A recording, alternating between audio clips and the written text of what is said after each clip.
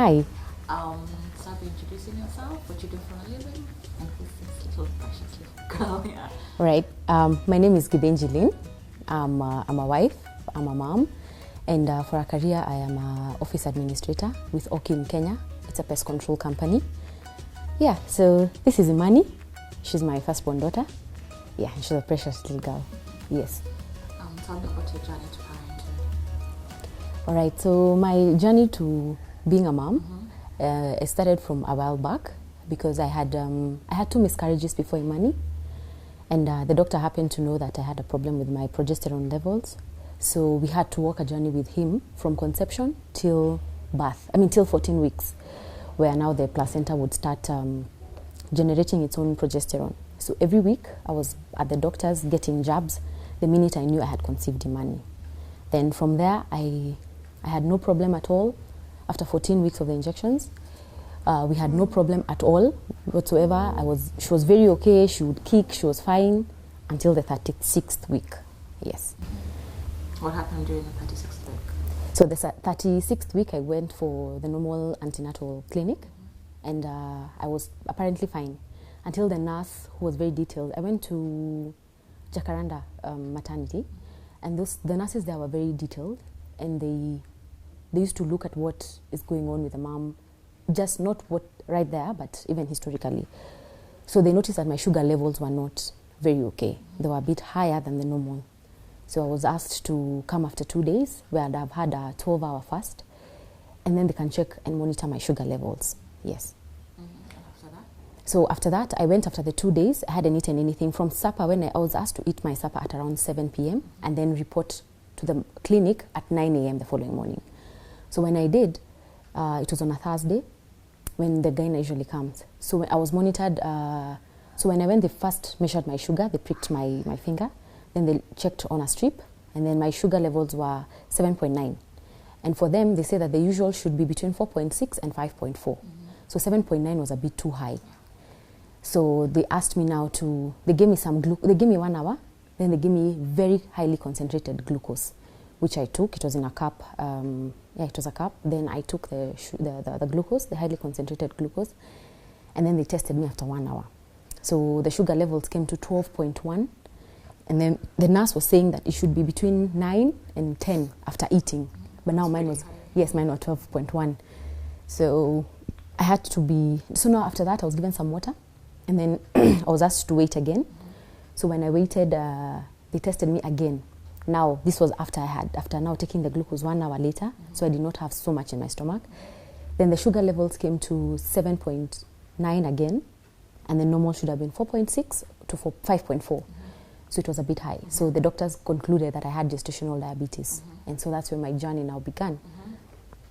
So I was referred to a very good dietitian at Kenyatta National Hospital. By the time they had striked, the doctors had striked by then.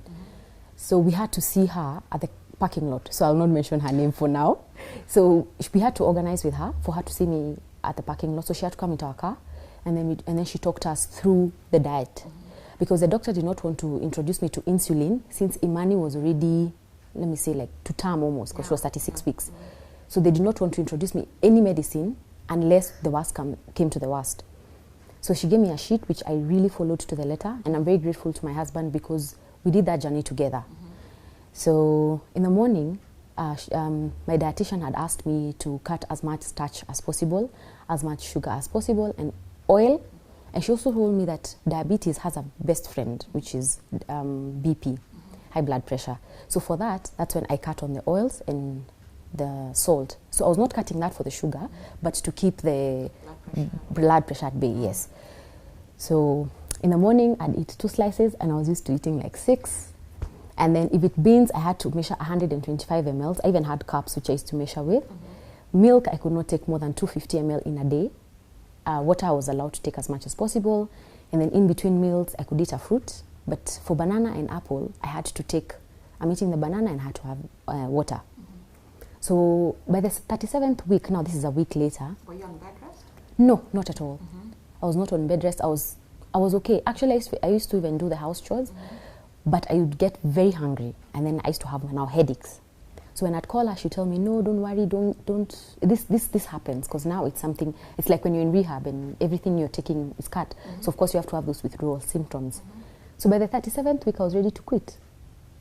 And I felt I could not take it, because here I am growing a little human, and then my food portions have been cut by almost half. Actually, it's by like 3/4. But then now, that's the point now my husband came in. And he decided we're going to do this together, so that you can see if me, who's not sick, I can actually do it. I mean, I'm here to cheer you on. So now we started it together. So I could not eat junk food. I could not take soda. I could not take, just basically junk food. Yes. And then now, to make the matters worse, what I'm even allowed to take, the cereals, the legumes, the good food, that again, I have to cut it by half. And then my dietitian would always encourage me, the stomach is a muscle. It's how you train it. By the 39th week, I used to eat exactly what I had been told to do. I would eat the whole meal. She suggested that Tuskys has really good brown whole meal, and Ends Valley. So that's the only bread I could eat. And I could only eat a maximum of 2. And then the next alternative days. So if I'd eat bread today, tomorrow I couldn't eat the bread. Then I used to have breaks like in between of really small meals. But that was also not very easy. So the 39th week now is when you're preparing for the baby can come anytime. And I was worried that this diet I'm having may not allow me to have enough milk. So I had a glucometer machine, which I used to measure myself in the morning, after I eat meals, 1 hour later. So I'd test it 4 times. So in the morning when I wake up, then 1 hour after I eat breakfast, 1 hour after lunch, 1 hour after supper. So those are 4 times. And so I would test and see the sugar levels. And I used to be quite impressed, because the 36th week, they were very scary. 37th were also not very good. And that's when I wanted to quit.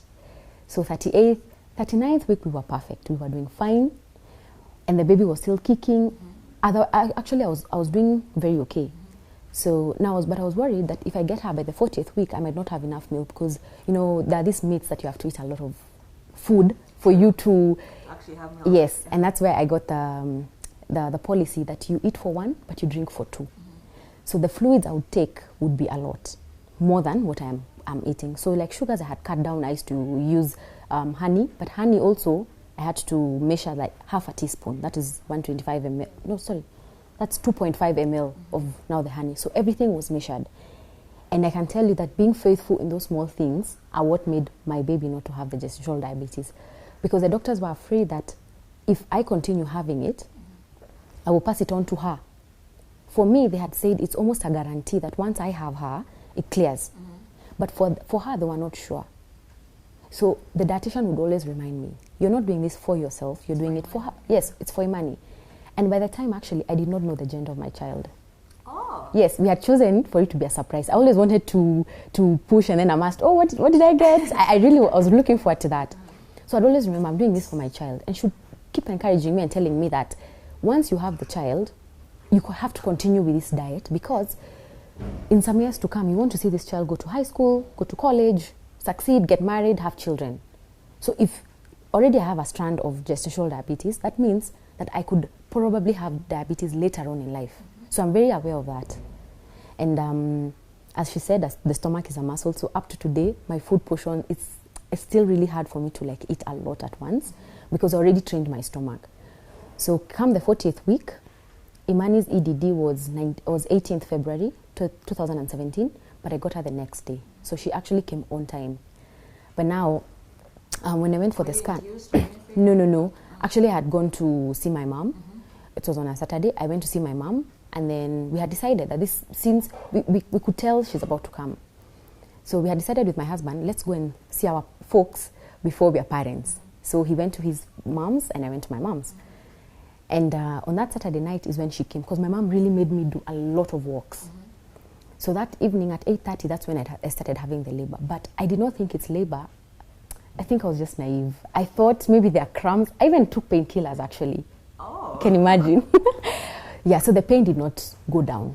So I was sure. And then my mom kept saying that the pain needs to radiate to the back. It doesn't happen for all people, because up to today, I didn't get the pain at the back. So at 3 a.m. is when we had to go to hospital. the doctors were on strike, as I said earlier. So we moved from one hospital to another. I was dilated 4 centimeters by the time I got to one hospital, but then I ended up in Avenue because all the hospitals we went to were full. So I got Imani at Avenue. So when they did the scan, they said they could not rely on the VE that was done in the previous hospital because anything could have happened in between that hospital and getting to Avenue.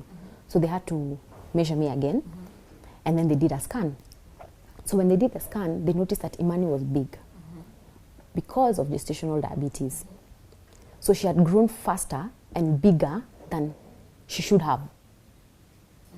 So How much did she weigh at that time? she was, okay, according to the scan, it showed 4.2. But when she came out, she was 3.75. So the nurse said that I cannot get her normally. That was around 6 a.m. in the morning. She said, even if I push, the head will come out, but the shoulders will not come out.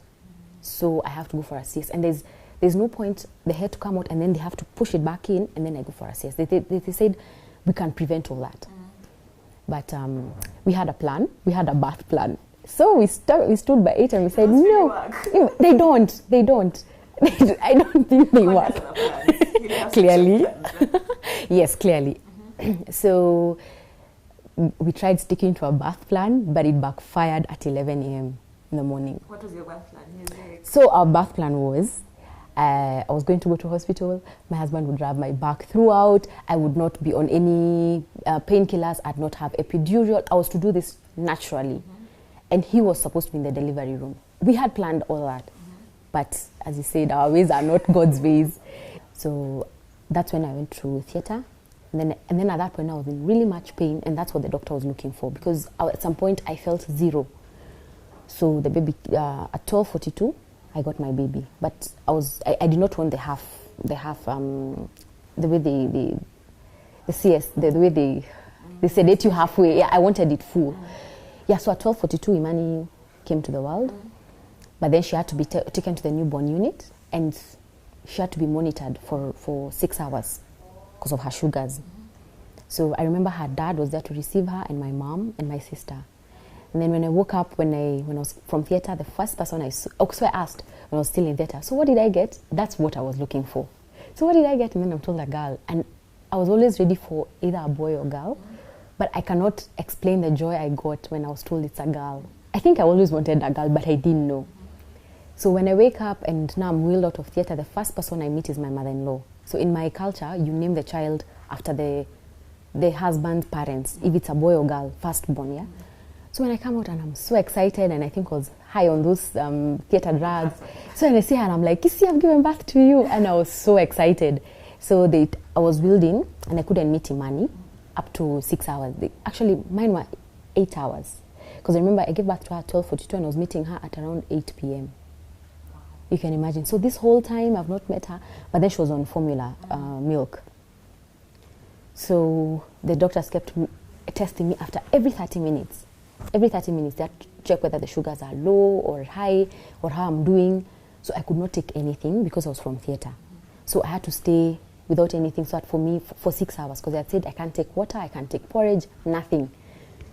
The only thing I could swallow was saliva at the time. So they had to keep checking. So I was in hospital from Sunday the 19th to Wednesday, 21st. That's when I came home. And throughout, I liked the care that I was given because I was not just treated like the other moms. They knew that I had that strand of gestational diabetes.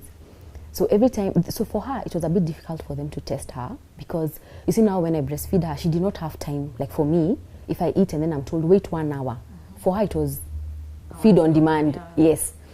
So for her, it was a bit difficult for them to test. So when we went back, when I gave birth to her on a Sunday, they only give BCG, the first injection, on a Saturday. When I gave her on Sunday, so we had to come back the next week on a Saturday for her to be injected. So that's when they tested her. And they told me I don't need to worry, she's okay. Now for me is where now I need to focus on myself. Because now for her, it's like she's good now. But because for me, I've gotten the strand, I need to continuously look at my diet, look at my exercise, though I don't exercise. But yeah, they told me that I need to check on that. So after that, that's when we came back home. And I've been bringing up ever since. And I've not had a problem with sugar, though I still test myself occasionally. I'm very conscious about that fact that I had it. So I still test myself every once in a while. I check on my sugars. I check on my milk intake. In fact, I can't take milk nowadays when it's plain. I have to at least balance it with some water. If it's juice, I'm taking this like the ones from the supermarket, not the ones to dilute, the other fruit juices. I have to dilute them for me because I can't take that sugar. I was already accustomed now to always having, having the sugars. Yeah, and we are here and we are grateful, and it also helped me in weight loss journey after I got the baby because of checking the sugars and the kind of food intake I'm taking. I've increased my portions because I had now to breastfeed her for 6 months exclusively. I had to increase my portions, but we've been fine ever since. Tell me about Imani. Imani is a beautiful girl. She's her name is Imani, by the way. It's not like we just chose a nice Swahili name, but it means faith. Because throughout her journey, I told you, we had lost 2 pregnancies before. So we carried her by faith. So that's how her name is Imani. And when getting her and, so she's very playful. It's just that right now she's a bit quiet. And she likes people. She hardly ever says no to people. Like if you want to carry her, she's very peaceful. She loves people. She loves watching cartoons. And what else? What else do you like, Mama? Mama. You like Mama? Yeah. She really loves people a lot. Yeah, and then she likes being outdoors. Just now we have to constrain her, here. But once in a while we'll take her out, even if it's like outside, and she'll play, and she likes going out. Yeah. What advice would you give to a mom who has just been told now you have gestational diabetes? Okay, follow the doctor's advice. I think these people know exactly what they're saying. Because, you listen to there's so many myths out there that people will tell you, no, but this doesn't have sugar, but when the doctor tells you, like, you can imagine an apple, I was told it has the same kind of sugar with a banana. Yeah, so, but when you taste it, it doesn't taste the same, right? So listen to the doctor as much as possible. Actually, the whole way you need to listen to the doctor. And then have a dietitian, at least who you can always call. Because the journey is not easy. You need someone to encourage you, someone to keep you moving, so that once in a while when you're having a problem, I used to call her and I'd ask her, because I'd been told not to eat things like Blue Band. So when you see Blue Band and butter are almost the same, but I'd call and I'd ask her, do you think I could eat butter? And she'd be like, okay, I think that's better than having Blue Band, you see. So you need a doctor who is on call, a dietitian who is on call, and then the moms need to follow advice. And from there, I can promise you that everything is going to be fine. Yeah, the doctors know what they're doing. Yes.